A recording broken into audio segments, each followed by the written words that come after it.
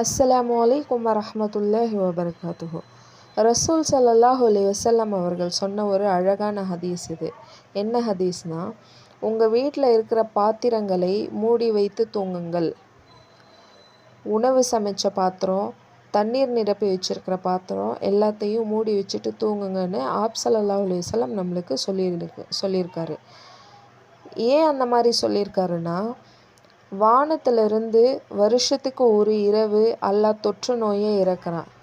அந்த தொற்று நோயை இறக்குறப்போ எந்த பாத்திரம் திறந்து வச்சுட்டு நம்ம தூங்குகிறோமோ அந்த பாத்திரத்தில் அந்த நோய் இறங்குகிறது அப்படின்னு சொல்லியிருக்காரு.